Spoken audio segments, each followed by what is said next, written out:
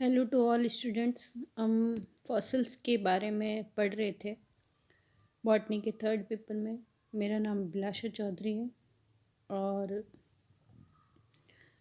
Types of fossils हमने पढ़ा था और फॉसिलाइजेशन जीवाश्मी भवन किस प्रकार से होता है उसमें आप थोड़ा सा देख लीजिए वापस।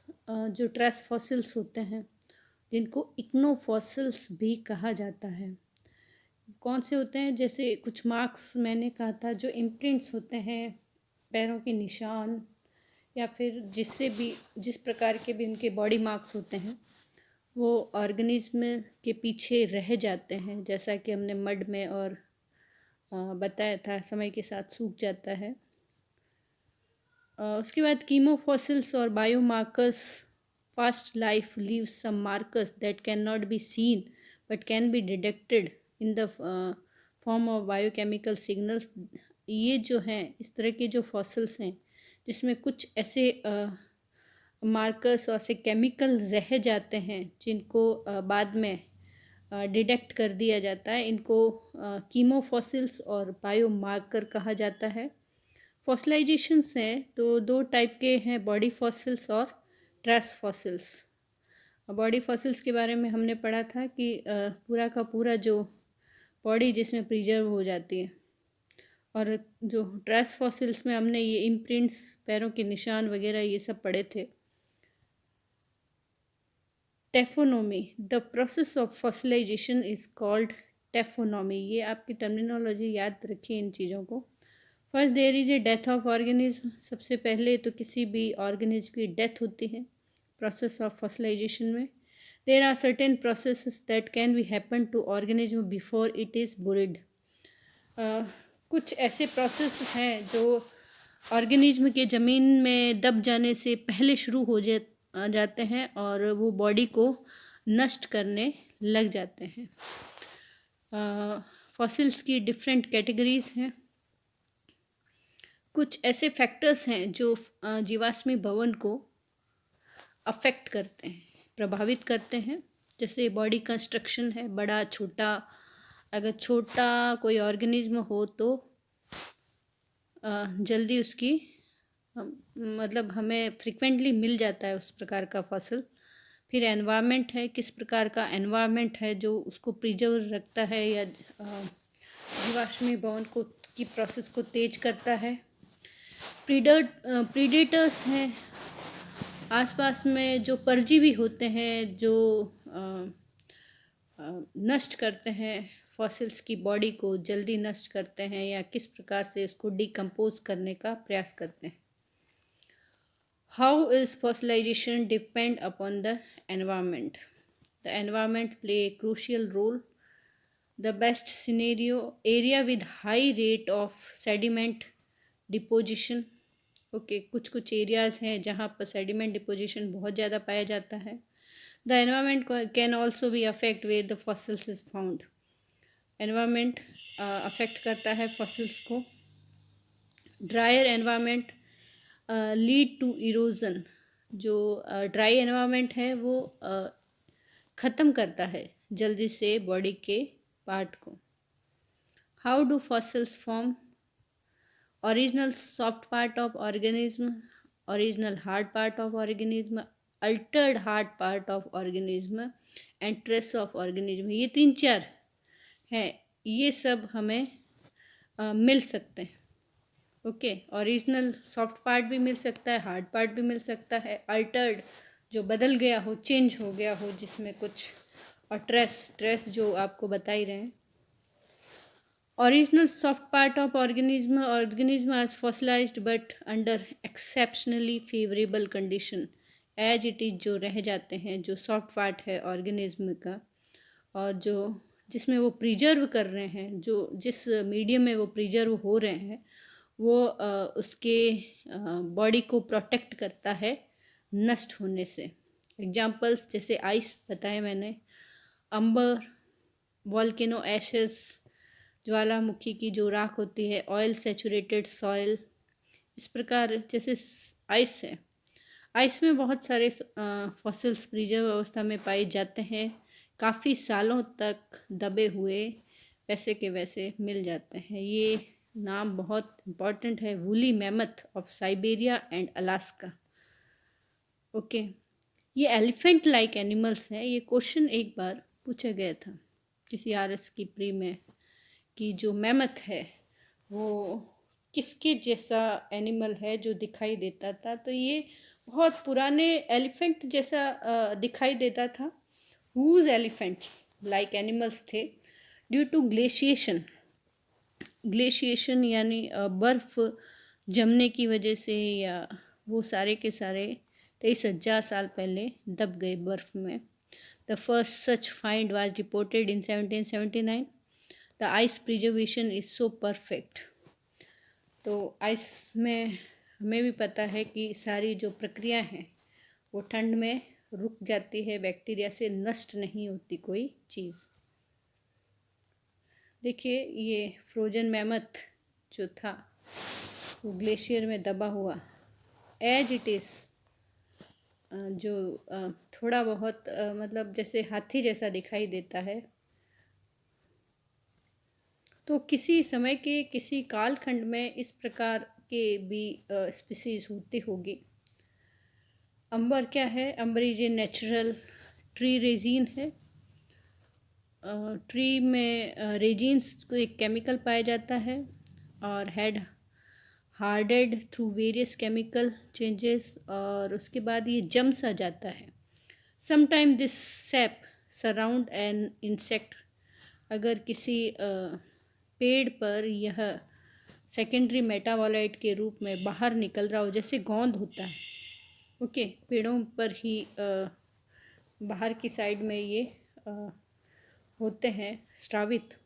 तो वहाँ पर अगर उस वक्त कोई इंसेक्ट हो या कुछ और चीज़ हो, कोई एनिमल हो, तो वो उसमें दब जाता है और उसको अंबर कहते हैं। अंबर में trap foreign object which are inclusion. बाहर की चीज़ों को अंदर की तरफ सेव कर लेते हैं। जैसे देखिए, the ant inside the amber wooden resin source of amber. Resin type होता है, छोटा सा स्नैक इस इंक्लूजन में अंदर की तरफ। मैंने कहा ये कांच की तरह एकदम पारदर्शी सा दिखाई देता है। वॉल्केनिक एसेस है, जो ज्वालामुखी की जो राख होती है, एकदम जो सडन ज्वालामुखी आता है। जैसे AD 79 में एक इरुप्शन ज्वालामुखी माउंट वेसुवियस में जो इरुप्शन हुआ, volcanic ash and pumice rain down to the town about 18 hours. 18 घंटे तक जो राख है या जो ज्वालामुखी का जो लावा है वो सारा का सारा कस्बे में आ गया। Many roof collapse under the weight, followed by explosive superheated pro-plastic clouds of toxic gas and debris। और इसके बाद उसके अंदर जो भी चीज़ थी वो दबी रह गई 1600 सालों तक। उसके बाद 1828 में पॉम्पे ये डिस्कवर हुआ। Not only its house, some of citizen, उनके जो फ्रेगमेंट स्केटल जो रिमेन्स हैं वो बच गए, सब suffocated by volcanic gases and covered in ash and debris। Gas के कारण उनकी जो है मृत्यु हो गई, लेकिन वो वॉल्केनो की जो राख थी उसमें एज इट इज दबे रह गए। Their body eventually decayed inside hardening matter and their air spaces essentially form a mould. Okay, तो जो बॉडीज़ थी वो तो हीट के कारण डिकम्पोज हो गई, लेकिन उनका जो मोल्ड होता है, एक जो इम्प्रिंट है, वो रह गया, सांचा जिसको कहा जाता है बॉडी का। Ash that had surrounded the person retain an imprint of body. Okay, तो जो जो राख थी ज्वालामुखी की जो बॉडी पर गिरी, उसके अंदर एज इट इज़ मोल्ड रह गया, सांचा रह गया। Air pocket filled with plaster the resulting, फिर हमने जो सांचा था उसके अंदर हम अपना जो एक तैयार करते हैं प्लास्टर ऑफ पेरिस जैसा सॉल्यूशन, वो डाल देते हैं, तो हमें जिस प्रकार का ह्यूमन था या जिस प्रकार की बॉडी थी वो पूरा का पूरा एज इट इज़ मिल जाता है। देखिए इस डायग्राम में इनको प्लास्टर ममीज़ कहा जाता है। ओके, तो ये capture the human tragedies of Pompeii, ये जो ज्वालामुखी था, पॉम्पे जो सिटी है उसके पास जो फटा था, ये म्यूज़ियम में रखा हुआ एक मोल्ड है, डॉग, और ये सिटी, ये वो जो वापस डिस्कवर की गई। Original hard part of organism, most of animals have some hard part, जैसे आपको बताया गया कैल्साइट जो हमारे हड्डियों वगैरह में पाया जाता है। CaCO3 is preserved in the cell of some corals and mollusks. Tricalcium phosphate is chemically resistant mineral found unaltered in vertebrate bones and some arthropod and brachiopod. Opal, opal भी एक एमोफस हाइड्रेटेड सिलिका है जो कि protozoans और sponge में पाई जाती है। Chitin is an organic compound that is, तो ये सारे ओरिजिनल हार्ड पार्ट है जो ऑर्गेनिज्म में बचे हुए पाए जा सकते हैं। ये जो जितना भी जिस प्रकार के कंपाउंड हैं वो अगर किसी एनिमल में हो तो वो काफ़ी साल तक, काफ़ी वक्त तक सेम रहते हैं।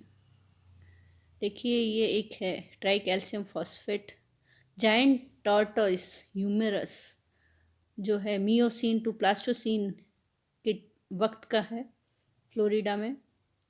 कैल्साइट CaCO3, और ये जो डायनासोर है उसका बिल्कुल एज इट इज चट्टान में दबा हुआ ओरिजिनल पाया गया है। ये जो प्लांट एनिमल जो है उसका भाग। अल्टर्ड हार्ड पार्ट, अभी तक हमने 2 प्रकार के पढ़े, उसमें सेम ओरिजिनल है, लेकिन ये कुछ ऐसे पार्ट है जो अल्टर हो गए। अल्टर का मीन्स इनमें मॉडिफिकेशन हो गया है, दूसरी चीज़ों ने रिप्लेस कर दिया इस चीज़ को। ओके, तो वो 3 टाइप से होता है, कार्बोनाइजेशन और डिस्टिलेशन, परमिनरलाइजेशन और पेट्रिफिकेशन एंड रिप्लेसमेंट। ये क्या चीज़ है? कार्बोनाइजेशन और distillation is the type of fossils in which only the carbon remain in the specimen. तो इसमें जो जितना भी मटेरियल है किसी बॉडी के ऑर्गेनिज्म का वो सब कार्बन में बदल जाता है, ब्लैक हो जाता है एज ए कोयला। Volatile element in organic matter distilled away. Okay, जो वॉलेटाइल है, जो गैसीय रूप में होते हैं, वो गैस में बदल कर आसवन जो हो जाता है उनका। Thin carbon film as the only fossils record, एक थिन कार्बन की फिल्म सी पाई जाती है। Specially carbon copies of leaves, flesh of fishes, इन चीज़ की ज़्यादा। Organism become trapped and squeezed then from compression, पहले ट्रैप होता है और उसके बाद कंप्रेशन यानी दबाव के कारण वो कार्बन में बदल जाता है। Fossils of leaves and insects are often formed by compression. The organic matter may be altered during decay and rock formation. जो ऑर्गेनिक मैटर है वो डीके एंड रॉक फॉर्मेशन में बदल जाता है। Distillation of volatile compound and their polymerisation, the dark thin film made of stable polymerized and carbon molecules, ये सारी की सारी चीज़ें हैं कार्बन में बदल जाती है, और कोई इम्प्रेशन हो, किसी प्रकार का प्रिंट हो, वो भी बदल सकता है। इस डायग्राम में देखिए कुछ कंप्रेशंस हैं जो ब्लैक कलर के होते हैं ये, क्योंकि ये सारा का सारा जो भी ऑर्गेनिज्म है वो कार्बनिफिकेशन की वजह से ब्लैक हो गया है। Fish compression, leaf and seed compression. Okay,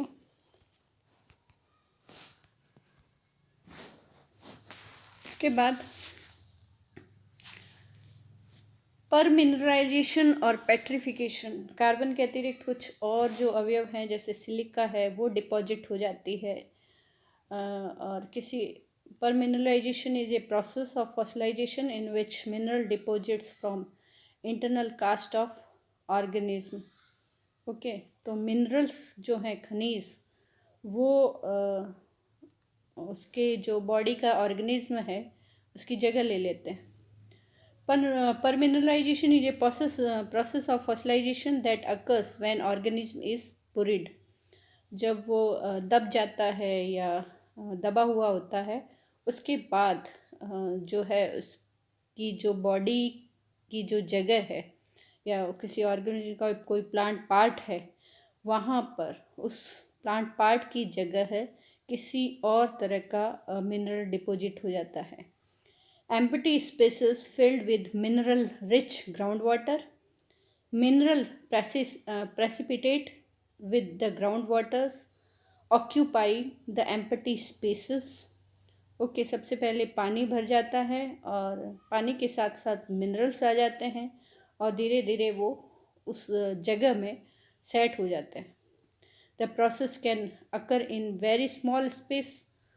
For permineralization, organism must become covered by sediment। इसके लिए सबसे पहले उसको किसी भाग में दबना या दबा हुआ होना चाहिए। The permineralization is process is very slow, बहुत ही स्लो प्रोसेस है। Water seep through the sediment and cover an organism।